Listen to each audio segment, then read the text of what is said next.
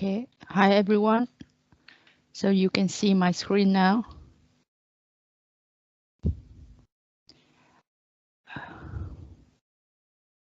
It is okay? Can you see it? Yes.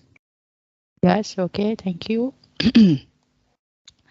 So today we will finish the theory of the class, and then we start to represent the project. Okay, maybe we just spend about 30 minutes for this theory. Because I asked you that we don't have more week for the rest of the for the left week of the holiday.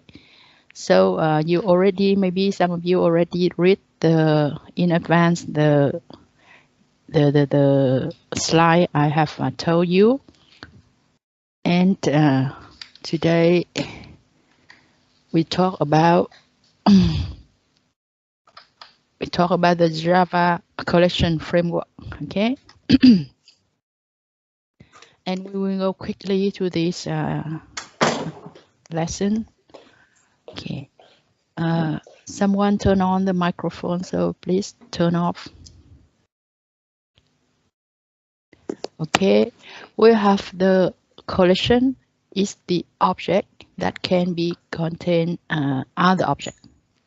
That means you look like a bag, and inside the bag we have a lot of object.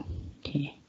And we will have some common operation on in this collection: add, remove object, check if an object in the collection or not, get one object, browse for all objects, or delete the entire of the collection. Some of the first Java collection you already know is the array. You already use this in your homework. And we have many other types of the Java collection. And the difference between the collection and the arrays is in the array, you know that you can access sequentially, and for the collection, you can make random access. That means here you have to browse the arrays element by element, but for the collection, you can make random access. Okay. And in the array, they have to contain a certain type of the object or the data, but for the collection, in some kind of collection, I mean, can here contain many different types of the object. And the collection in Java provide for you the available or the built-in collection, and so you just declare and you use it directly. You don't need to redefine something. You can use this, use them directly. But for the array, you will have to program by yourself some algorithm. For example, when you want to sort an array, you have to do it by yourself. Okay, and you can browse the element in the array through the array index. But for the collection, you can use the iterator. It's another object which is provided by Java. Okay. And the use of collection is have some benefit for you, and they include the interface that will provide to you some of the type of collection, like the list, set, or map. And they provide to you also the implementation of this interface. That means they provide also the classes that already available for you to use. And inside the classes, they have already the method, so you can use this directly. Okay. This one example. with an interface list. Because the collection in Java is programming using the generic programming also. That means they use the parameter for the data type. So you can create any kind of this list. Okay, list of element of the type E.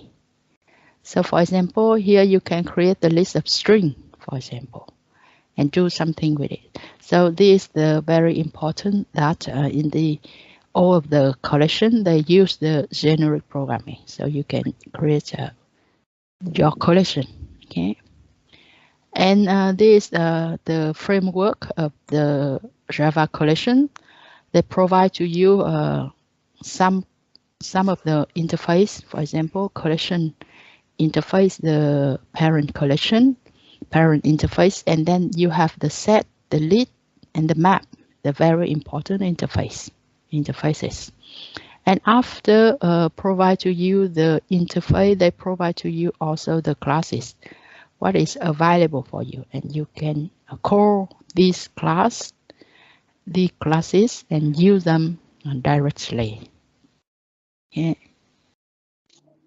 And to be clear about this interface, you have to read the Java document. Someone please turn off your microphone. You have to read the Java document to see the detailed declaration for the interface or for the classes. For example, you can see here this the description for the collection Java interface. This is the description for set, for source set, and for the list interface, with a lot of method. And after reading the document, you can understand all about this method and how to use them in the programming. Okay. And for each interface here, Java collection framework provides to you also the classes which implement the interface. And also to understand these classes, you have to read the Java document to understand what is the attribute for each class, what is the method for each classes. Okay. And this one class named the array list, which is represent for the dynamic array. Okay.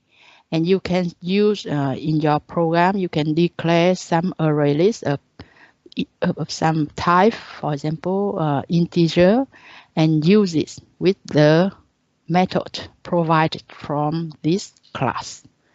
You have to check the array list class document, and then you understand how can you use them, and what are the methods from the classes. Okay. Another class is important is the linked list. Okay, you have a linked list of the object, and you can use them to create the stack, queue, or the tree structure. And you have also hash map and hash set. The map and the set is two different interface to represent two different types of data. For the map, you will have the mapping between the key and the value. That means each element in the map will be a mapping between the key and the value. And based on the key, you can search for the value, for example. And the key cannot be overlap. Okay, cannot be overlap. And for each kind, they will have different method to add the object into the collection. The set is non-repeating object, so they just have some of the object in the collection, and they will run a little slower than the hash map. because they use inside a hash map to organize the element. Okay, so we have also the hash table, and maybe you need to read by yourself to know how to use these classes. Okay, and here I represent some example. You can create some hash set of string, or you can create some hash map of the pair between key and value. And then after checking the document, you will know about the method of these classes. Okay, and one way to browse all element in the hash map, you can use the for loop. Okay, with each of the element, and you can use also the iterator. Okay, so what is the iterator? The iterator is one mechanic is provided to you to browse entire contents of a set. Okay, you will have the interface of the iterator, and you have also the list of iterator that can browse in both ways. And in this interface, you will have some important method. One to give you the iterator to browse the collection, and the other to have you to check the next element, or to remove the element in the collection. This is the illustration for you. You have one collection C, for example. That means you have it look like a bag of object. Okay, and when you collect the iterator from this collection, it will have you to browse all the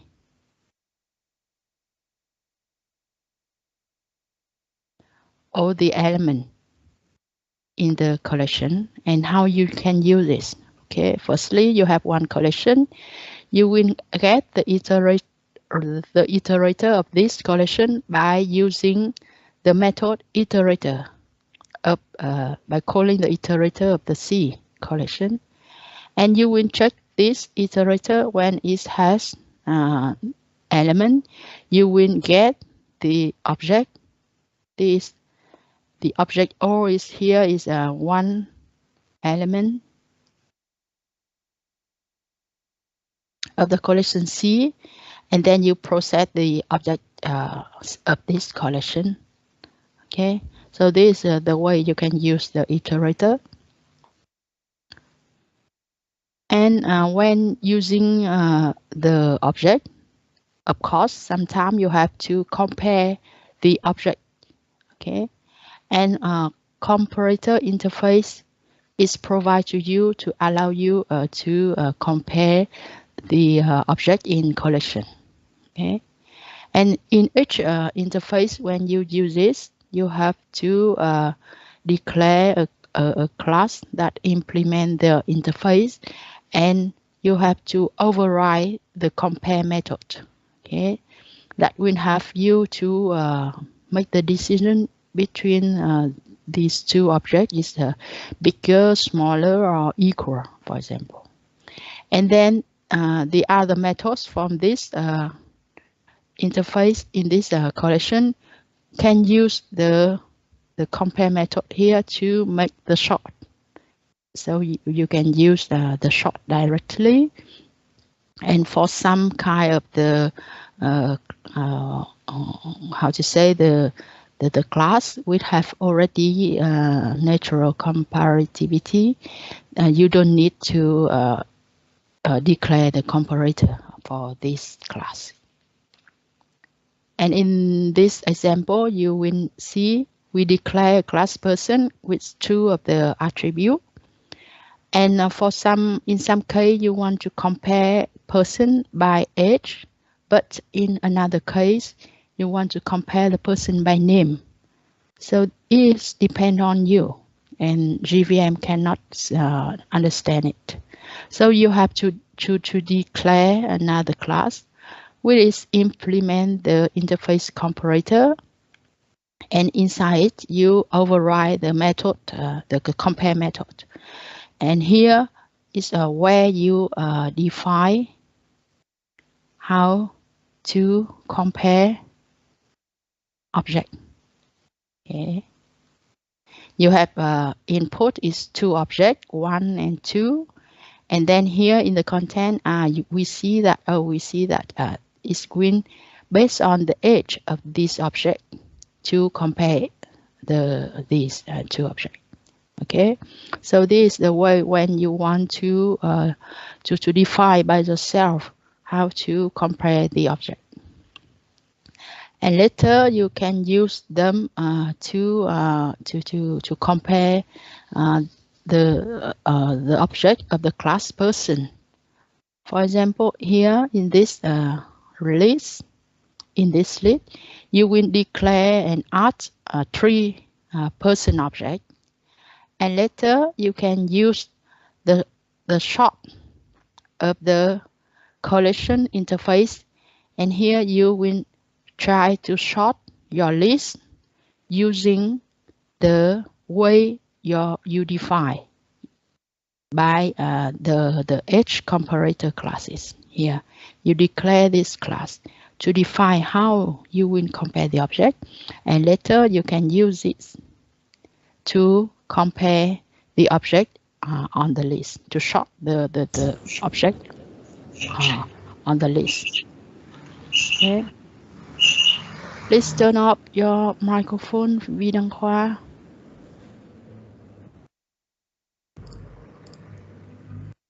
Okay, and so you can copy the code and run in your IDA to see something. And another way to use is the wildcard. Wildcard is one kind of the symbol you can use in the collection to declare something of the unknown type. Okay, the reason is in some case, you know that you can upcasting. You can do the upcasting one child object to the parent object, but you don't have the relationship between a collection of objects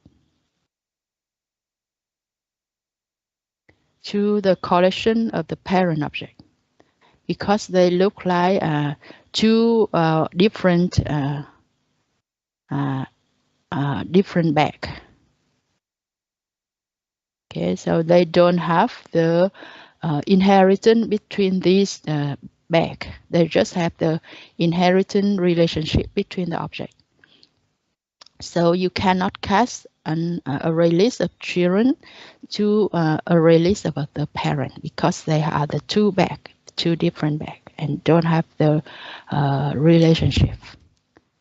And wildcard here is used by the question mark symbol to represent an unknown type. Okay, and when compiling this symbol will be replaced by any data type. Okay, and you have when you write out something like this, you will have a collection whose element type match anything. And this one example why you have to use this wildcard in some case. For example, here you have declare list of string, and you assign it to a new linked list string object. Okay, and later you want to declare another list 1, which is list of object, and you want to assign a list 0 to list 1. You will have the error, because here to do it you have to upcasting the list of string to the list of object. You can upcasting string to object, but you cannot do the upcasting of list string to list of object because these two back. You cannot upcasting the two back don't have the any relationship, so you cannot do it. So here, if you assign like this, you will have the error. The same thing when you declare a method like this, with the input parameter is a list of objects, and when you call this method, you pass list 0 to the methods. So what do you need to do when you pass this list 0 to the method? You have upcasting. You have to upcasting the list of string to the list of object.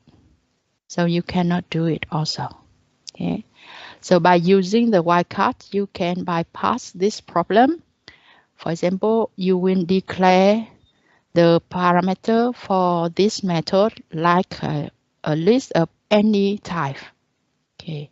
So later you can pass list 0 and list 1 to the methods correctly, even they are the list of string or they are the list of employee, for example. So you can use it to bypass the problem of using the upcasting of the two back. Okay. And you can have another meaning when you're using the wildcard. When you use question mark symbol, this define the set of all type or any type. When you're using this syntax, that means you want to define set of subtype of type. And with the keyword super, you will define set a supertype of the type. And this example, okay, this example will describe collection that accept all argument type. And this example will describe a list where the elements are the type number or extend from number. That means the subtype of number.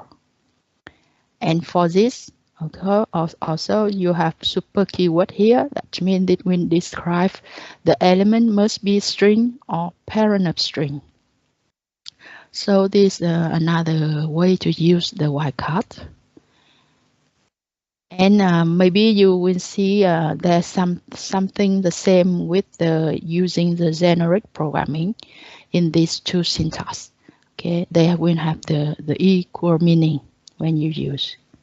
Okay, some of the attention that you can use the wildcard as the type of parameter, attribute, or local variable or return type, but you cannot use them. You cannot use the wildcard as the type argument for the method invocation or method calling, or to create instance of a generic class or super type. For example, if you declare a list, okay, look like a list of something object or subclass of the object, and then you assign it to a new array list of something what is not clear. It's not, you can have the error. Because here you want to create, you call the instant creation or initialization, but it's not clear to you. What do you want? Okay, so it will have error. You have to declare something very clear here, and then you can assign it to the list. Okay, so remember some of the attention here. Okay, and this is some example about the valid and invalid declaration. And they have also the explanation here, so you can view by yourself. And this is an example to have you to make the correct correction for the available and common. Okay. So the part of the wildcard is a little difficult, so try to learn by yourself, okay, more, And we have also some exercise, but we don't have time to correct it.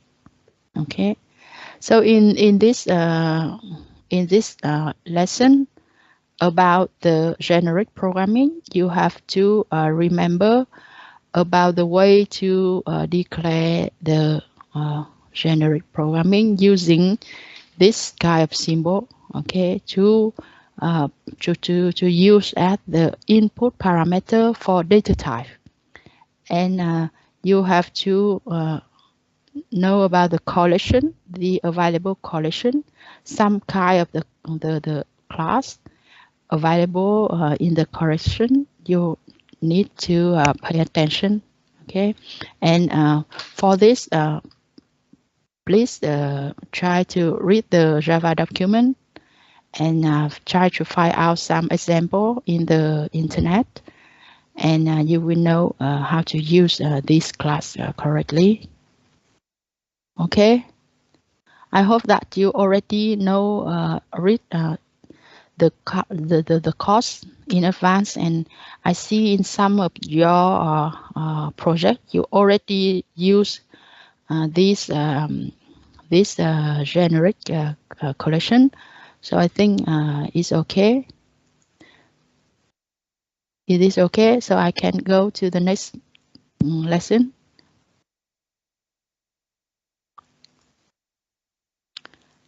Okay, so we will move to the next lesson about the exception.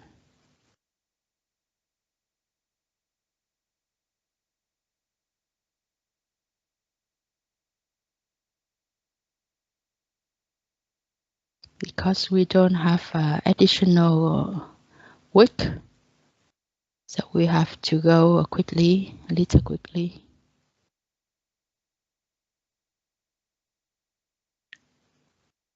Okay, here we go to the exception and exception handling. What is the exception and how to handle using the handling model, and how to bypass the exception, for example. Okay, we will go to these 4 content in the lesson. Firstly, what do you know about the exception? Exception means ngoại lệ, okay, or là lỗi. Yeah, and of course, when you make a program, often you will have the exception, okay, and which can disrupt the normal flow of your program. And there are many reasons for this exception.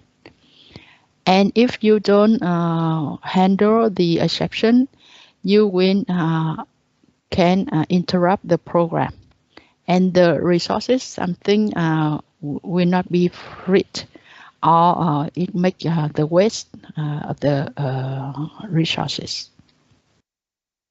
And there are some traditional error handling, but normally they are cannot control all the cases, and it is human nature, so it's not really strong to handle the exception. So how can you handle the exception? Firstly, you have to catch the exception, and then you can handle it. Okay. Đầu tiên là phải gì? Bắt được ngoại lệ, rồi sau đó mới xử lý ngoại lệ. Yeah. So the purpose of the exception handling is to make your program reliable, avoid the abnormal ending. And how can you do it? Maybe you can separate the block of code that can cause the exception. For example, you will have the block of code where can cause the exception, and the block of code that handle the exception. For example, here the block of code that make the exception, and you will check if the exception occur. You will do something, you will have to go to the block of code to handle it, or if not, you will continue and go exist. Okay.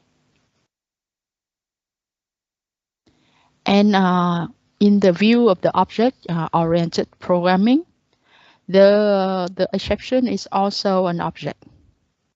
And you when an exception occur, the object corresponding to the exception will be generated and thrown out, with containing the detail about the exception.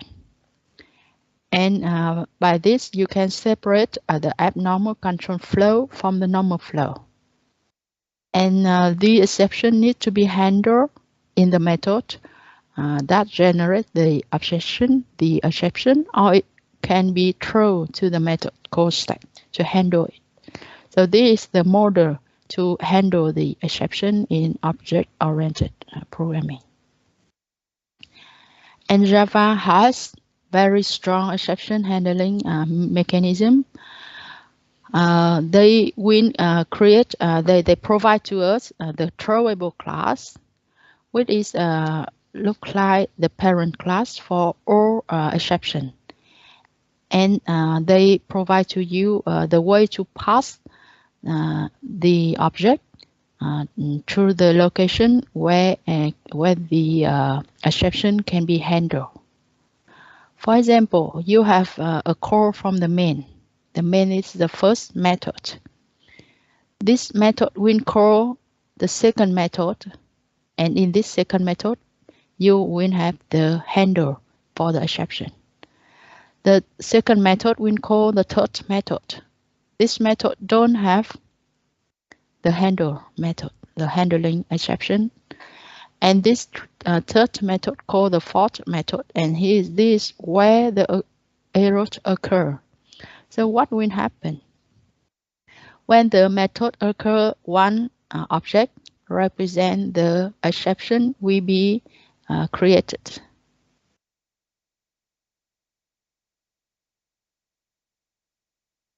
Okay, and because in this method they don't handle this exception, so they need to throw the exception to where can handle the exception. Tức là trong phương thức 4 này thì có một cái lỗi xảy ra. Nếu trong trường hợp phương thức 4 này nó không có cái đoạn code nào để xử lý cái lỗi này, thì nó sẽ đẩy cái lỗi này đi đến nơi nào, đúng không? Có cái bộ xử lý lỗi phù hợp, nó sẽ đẩy lên phương thức số 3, đúng không? Phương thức thứ ba này chúng tôi viết thì cũng không có cái bộ xử lý exception, nên nó lại forward, tức là nó lại đẩy tiếp cái exception này đi tiếp lên phương thức số 2, đúng không? Đấy. Đẩy lên phương thức thứ hai thì thấy là trong phương thức này có cái bộ xử lý cái lỗi này, nên là nó sẽ bắt cái lỗi này và nó xử lý. Đấy. Và nó không cần phải đi truyền tiếp đến cái phương thức main nữa. Đấy, thì đấy là cái cách xử lý của Java. Yeah. And to handle the exception, you can have to use some keyword, try catch finally, and throws with S. Okay. So the try catch finally, try catch block here will have you to separate between the normal program segment and the part of exception handling. Okay, you can put your comment in the try block. This the code block can cause the exception, and you will try to catch one exception of the class exception type here. And if you run this comment and it creates to you the error of the exception type, the catch here will catch this object and handle this object in the comment of the catch block. Okay. And exception type is always subclass of the throwable class. For example, you have in this example, you have one main method. You want to assign the text with the argument with the index 0. And then when you run this program, you call no exception class, but you don't have pass any argument here. So you can have the error. And the error will write down to you something like this. It's very hard to understand. Okay. And so how can you correct it? Okay, with the same comment, you will put them in the try block. Okay, they can cause the error. And you will try to catch some exception in this try block. And if the exception occur, you will print out something like this. And later, when you run the same command with none of argument here, you will see that you don't reach this kind of method very hard to understand. You will know that exactly what you will need to do. Okay, so because here the try and the catch is try to handle the exception. Okay, ví dụ này các bạn có hiểu không? Nhá, chúng ta sẽ dùng try catch để bắt các cái lỗi có thể xảy ra trong cái khối try này. Đấy, và nếu mà cái lỗi đấy xảy ra là có kiểu exception thì là chúng ta sẽ thực hiện các cái lệnh ở trong khối catch nhé. Yeah. Here you have another example when you make a division between two value, and the value you have here is no one and no one. And when the how to say the divisor is 0, you will have the error. And because here you try to catch the exception, so when you run it, it will print to you exactly what do you need, what do you have in the catch block. And by using toString method of the object E here, you will know information about your error. Here is division by 0. So this will help you to make your program run nicely. Okay. And here's the hierarchical tree for the exception in Java. You know that Java provides you the throwable classes, which is the parent class of all exception. There will have two types of exception, one called error, and this is used to indicate the serious error and cannot manage by your program. This is the problem of the system. You cannot manage them. And you can only control the exception error. That means the exception is the best class for all the controllable errors. Here you can use it. And one kind you already know is the runtime exception. What is you met when you run your homework in the IDA, and some of you have reached the runtime exception. Okay. And this is the detail about the throwable class. Okay, they will have some important method to help you to get the information about this exception. So program, you can call this method to get correctly the detail about your exception. Okay, it will print to you the information about this exception and the how to say the struct trace for the exception. Okay, and for the error class, you cannot how to say you cannot manage the error, but you can manage the exception class. Okay, and this is some subclass of the exception. And this one example about the IO exception, that means input output exception. Okay. Okay, you will put your program in the try block, and you want to catch the error of the type IO exception.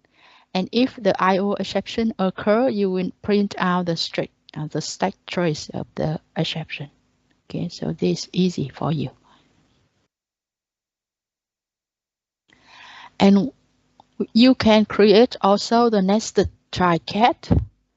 That means you can have one try-cat inside another try-cat. Okay, so the inner try-cat will be executed first and then the outer try-cat. Okay, so you can use them to catch many kind of the exception. And you can create also the multiple catch block. With one code block, you can catch some different kind of the exception. Okay, of the same code block.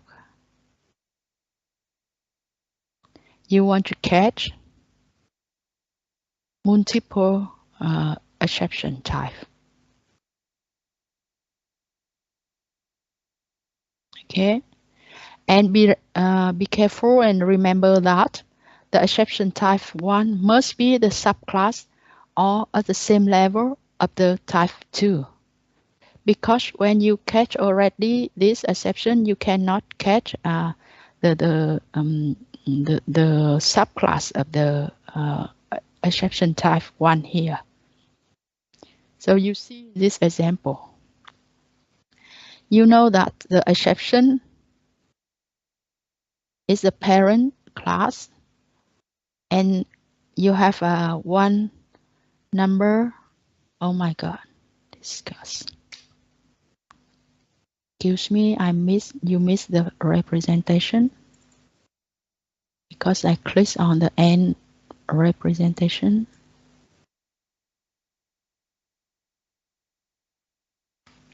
Okay, you come back. Okay, you have the exception is the parent class, and then you have the number format exception is the subclass. So if here you already catch the exception, and later you will get the error. The non-format exception has already been caused. That means this block cannot be reached. So you will have this error.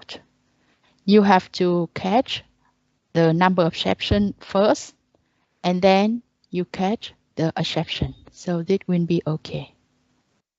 Đúng không? Chúng ta phải bắt cái number of exception trước vì nó là cái lớp con. Đấy.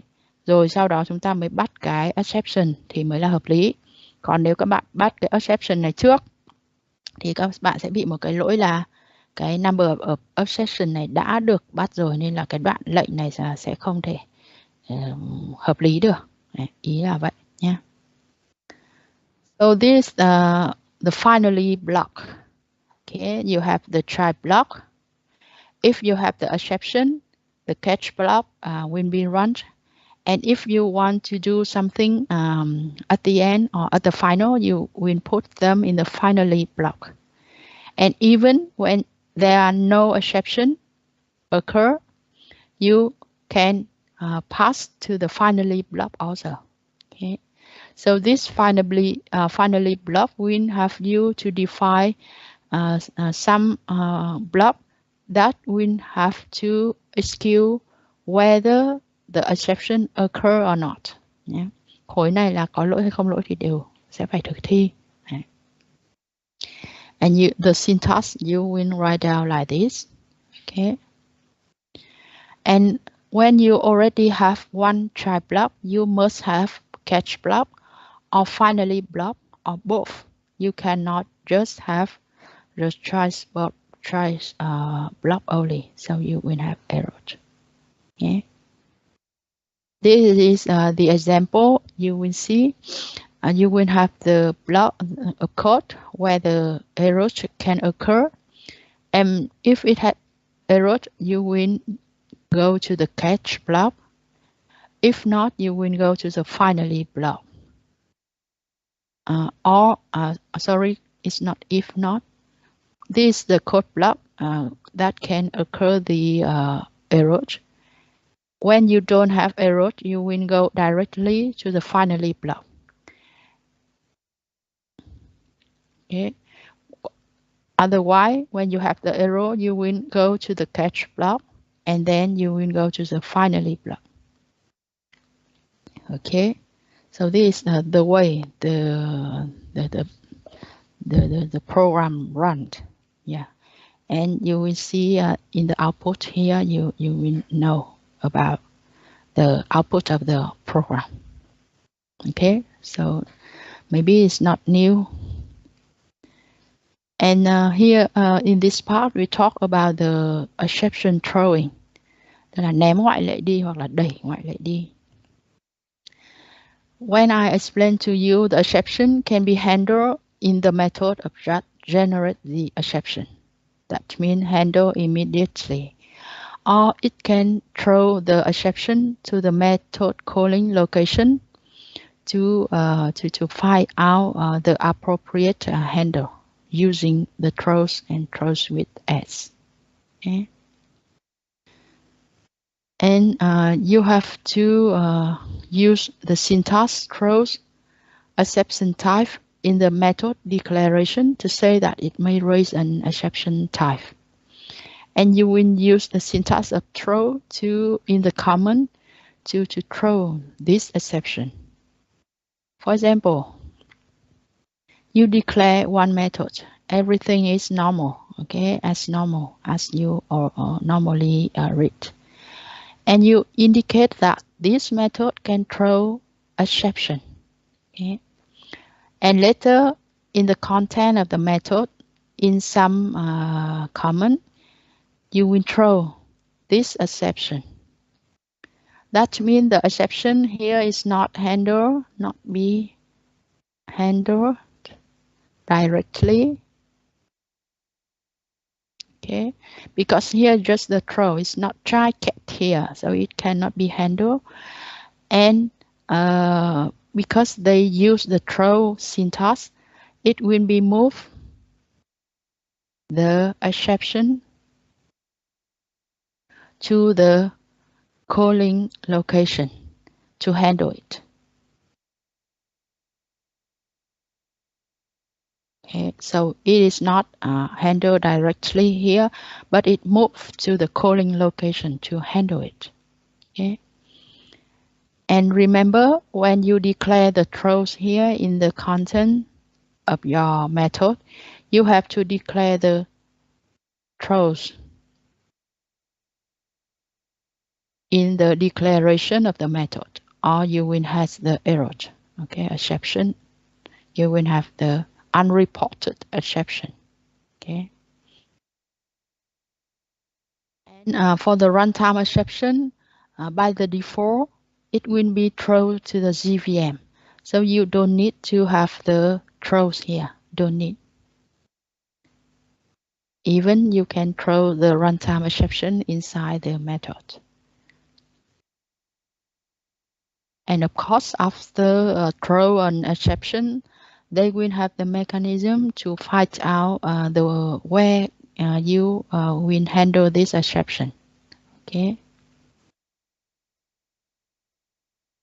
For example, in this class, you see also the calculate method, and here you don't try catch the exception. You want to throw the exception. Okay. And if you throw it and don't have somewhere to catch it, you will have the error. So you have to rewrite the code. You declare the calculate method, which can throw an exception. And when you reach an error in the method, you will throw it to the calling location here. Yeah, calling location. And here in this main method, you will have to add the try catch block to catch this exception. And so when you run it, you will have something very nice. Okay. Nhớ là khi mà mình đã throw ra một cái exception thì ở cái vị trí gọi này hoặc là làm sao phải bắt lấy cái exception đấy để xử lý giống try catch này, hoặc nếu không thì làm sao cái exception này sẽ lại được đẩy tiếp lên cái chỗ nào gọi đến cái phương thức đấy nhé. Ở đây là main rồi thì là kết thúc rồi, không còn đẩy đi đâu nữa. Nhưng mà trong trường hợp 2-3 phương thức gọi nhau thì các bạn phải cẩn thận cái đấy. Okay. And in one method, you can throw more than one exception. Okay, and you declare every kind of exception here, And in the content of the method, you can have many command to throw different exception. And this the exception propagation I already explained to you. And remember that when the exception calling the when you have the exception in the overriding method, when the overriding method of the superclass, the method in the subclass is not allowed to throw new exception. They are only allowed to throw exception that are either exception of the same class or exception of the subclass or a subset of the superclass exception. And this is the rule, and you have to remember. For example, you have this class and this is the subclass. You have one method in the superclass throw this exception, and in the subclass you override the read file method and throw this exception. You will have the error because the EO exception is a subtype of IO exception. So here you have to rewrite like this. For the method in the superclass, you catch the IO exception first, and then later in the subclass, when you rewrite the read file, you can catch the subclass of the IO exception. Okay. And the advantage of the throwing exception make your program easier to read and shape. And you can also define by yourself the exception. And just remember, you have to inherit your exception from exception class or its subclass. Okay, and you will inherit all the method of the class throwable. Okay, here you declare your exception, will extend from exception, and you will create by yourself the content inside this class. And later you can throw your exception. Okay. So normally in the normal program, you don't need to create your exception, but there's some advantage technique to know. Yeah. And later you can catch and handle your exception look like another exception. Okay. And this the result for the chapter. Yeah. You can use and you can master the exception handling. Okay, and try to remember the try-catch block and the way to handle the exception. Okay. Yeah. Try catch block. Okay. Multi-catch block. Throws keyword. Okay. Remember they are different. Okay. And on finally block. Okay. Is this okay? Do you have any question for this part?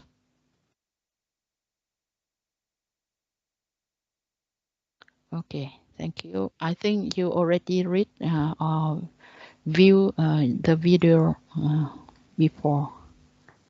Okay, so we have the last lesson about the OOAD and the UML, and this very quickly we will go to this lesson.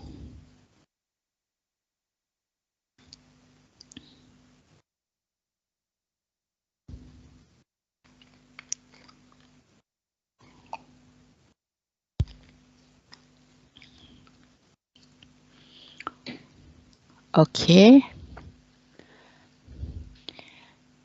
When I read your project, I see some of you or some of the group represent very clearly about the how you analyze and design your system, and you know how to draw the use case or even the very special diagram in the analyze and design system. So I think some of you already learned this subject. Yeah. And here we talk a little about the analyze and design for create an object-oriented system. And what is the UML modeling language? And some of the there is a basic chart. Okay. So we just go very quickly to see the importance of the analyze and design. Okay. When you approach one system without analysis and design, you will start programming as soon as it's requested. So you can take a lot of time and generate a lot of source code over and over again. Okay, and you can suffer prompt errors that can be erased later. Okay, and now normally when you want to build a system, you have to make the analyze and design firstly. That means you will focus on analyzing the requirement and then designing the model before you programming. Yeah, you have to do them before. When all the design is okay, you go to programming. So you will make your system will be better than the other kind of system. So this is the advantage of the analyze and design. Okay, you can see you can have many advantages here, and the way to do it, you will have two phases. One is for analysis and one for design. The analysis will have you to create the basic model of the system, and later the design will have you to add the detailed design information to this model. Okay. Yeah, and by analyzing the system, you will have create some concept about the object in your system. Okay, later you can create model with the real life concept and the object component, so to make it easy to understand for the user. And of course you will have to analyze the relationship between them. And later in the design, you will map the concept in the analysis to your classes. Okay, and you can add interface also. Okay. And of course, with the importance of the analyze and design, you have to represent it by some way. Okay, so how you can represent the result of analyze and design is you will have to use a language to represent it. Okay, là bước phân tích thiết kế thì rất là quan trọng. Đấy, và sau khi phân tích thiết kế thì mình phải thể hiện cái kết quả phân tích thiết kế đấy bằng một cái thứ ngôn ngữ mà cho phép là tất cả mọi người đều có thể hiểu được. Thì đấy là từ cái ngôn ngữ đấy có một loại ngôn ngữ đấy là UML nhé, là ngôn ngữ mô hình hóa unified chuẩn, đó là thống nhất nhé. Đây là ngôn ngữ mô hình hóa thống nhất. Bằng cách sử dụng ngôn ngữ này thì bạn có thể đạt được các cái mô tả này cho các cái thành phần trong hệ thống. Okay. Và từ đó là giúp việc phát triển hệ thống là tốt hơn. Okay. Yeah. By using this UML document, every partner of your system will understand clearly about your system. Okay. And the UML now is very common. They are connected to the programming language, and they provide to you a lot of tools to do it. And in the UML, they provide to you many kind of diagram. For the second generation, you can have up to 13 to 14 diagram type. But in each project, you only use the most relevant diagram for your project. Okay. And they distinguish between the structure diagram and the behavior diagram. Okay, one represent what is contained in the system, and one to show what must happen in the system. Okay, and this they are the name of the structure diagram, and you see the class diagram here, and this is the behavior diagram. Yeah, some of you report for me the use case or activity diagram in the report. Okay. And here just the remind part about the class diagram. Yeah, you learned about the class diagram in your homework, in your subject. Yeah, and now it's just some reminder. And before having the class, you will need to analyze the requirement of your system to make the first view of the class. And you can create what is called CRC card to represent a card, and save some information about this class. For example, the name, the responsibility, or the collaborator of this class. And later you will represent your class using this kind of UML symbol. Okay, a rectangle with 3 parts. One is class name, one for attribute, and another for the operator. Okay. And here's the symbol in your diagram. You already know. You have the asset modifier. Okay. You have italic to represent the abstract member, the underline to represent the static member, and all capitalized to represent the final member. Okay.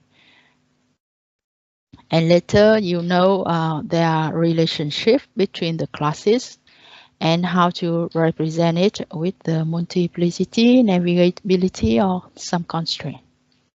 Okay. And just a reminder about the kind of relationship: aggregation, kết tập, composition, cấu thành, and generalization, tổng quát hóa, hay là kế thừa, đúng không? Yeah, you already know about this relationship. Okay, and later you will have the every classes in your program, and you connect them with the relationship to make a simple class diagram. Okay, and here's the object diagram, where you will specify exactly the object of which class. You have the name of the object, and you have the value for the attribute of the object, and you can represent all of them in the object diagram also.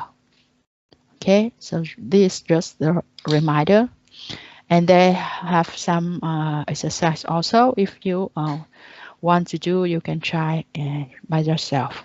Okay, so I finished this lesson here. Do you have any comment or question? If not, maybe you can have 10 minutes to take break, and you prepare for your project representation.